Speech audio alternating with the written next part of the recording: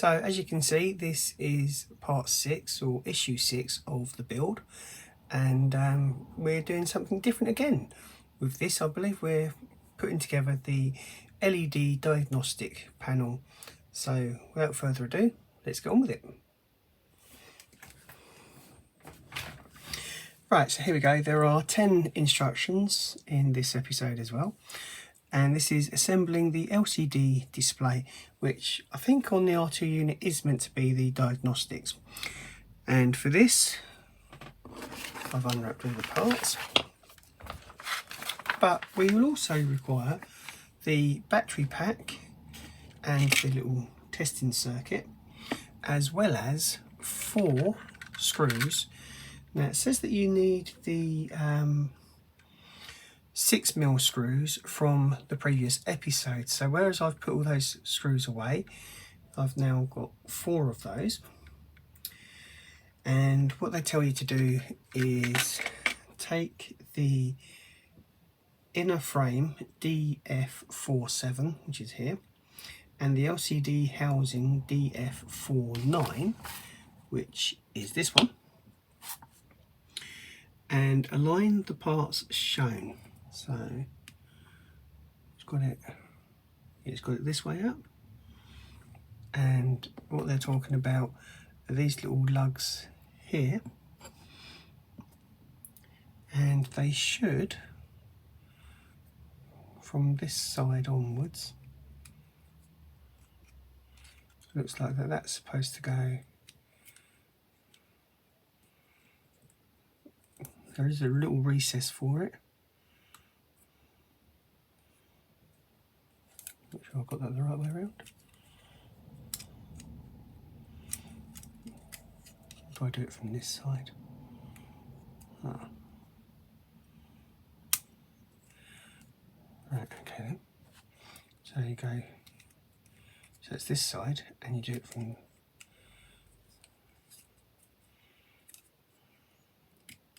that's it. So you do it from this side. As you look at the unit, put the right hand corner in first, which is a slightly longer lug, and then it just pushes down onto that. Now, according to that instruction number 3, looks like I've got that upside down. So that's the correct way up that goes. Now, remove the protective film from the LCD. This is the LCD here. And I can't see a protective film. No, there is one on there. Right.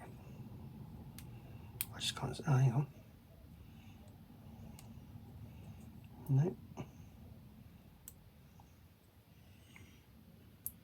Ah, there we go. So yeah, it's a little bit tricky to get hold of, but there is a protective film on there that you take off. And with this unit facing this way, and it's that way, so you see this like little wire ledge that needs to be on the right hand side, and you're supposed to press these 2 parts together like so, like that, and you'll see that the holes will line up.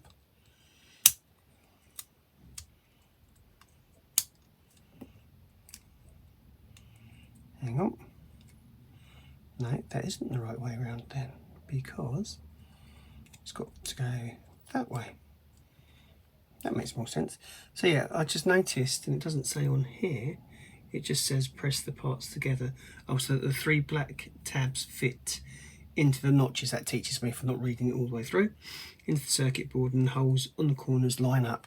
So yeah, as you can see, there are 3 cutout points. There's one there, there, and there, and they will match up with 3 lugs. Put that on a slight angle, so you've got one on each end plus one in the middle. So there you go, that fits on there much better. Taking the mounting bracket, which is this one, DF49, and align it with the assembly from step 5 so that the large notch will fit over the white socket. There you go, so there's the large notch, there's the socket, and that is supposed to sit on there like so. Okay, on to the next lot of instructions. Press the assembly onto the mounting bracket so that the 3 tabs around the circuit board fit into the matching notches on the bracket and the holes in all 4 corners line up, which they do. Insert fixing screws through one of the corner holes in DF49 and gently tighten it to hold the assembly together. Repeat for all 4 corners to complete the assembly. Right, and that's where these little screws are going to come in handy. This is also whether I find out I've got the right screws, because if they're too big, they'll stick out. So, okay.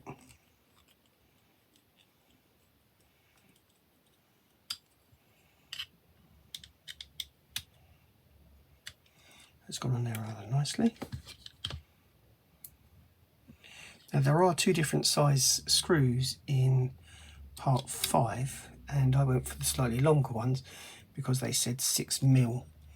So I guessed that was the actual length, and that seems to have paid off.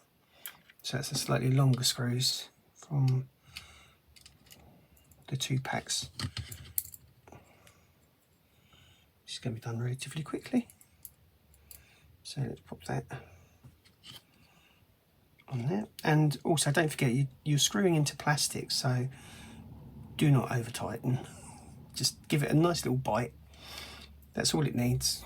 It's only plastic at the end of the day. There's not going to be any stress on these parts that we're putting together, so don't over tighten it. Last thing you want to do is crack the plastic and end up with a weakness, a weak joint that you don't need. So there you go, that's that. I can put that to one side. Now we have to attach the wire, so take the LCD screen power lead, which is this, unravel that.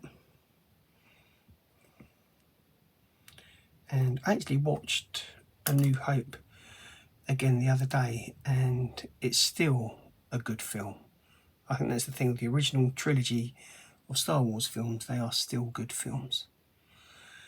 And there's 2 different sizes.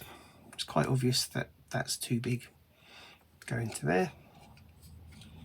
And just pop this one in like so. And now we get to test this.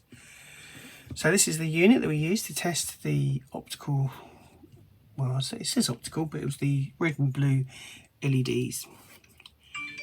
And let me put that in there. So here we go. Fingers crossed. Switch it on, and we should have some lights. Yay! Look at that. That is cool. So I get the sense that there's 2 different looks, which is brilliant. So okay, that's it for issue 6. Thank you so much for watching, and I'll be carrying on with the build in issue 7. See you then.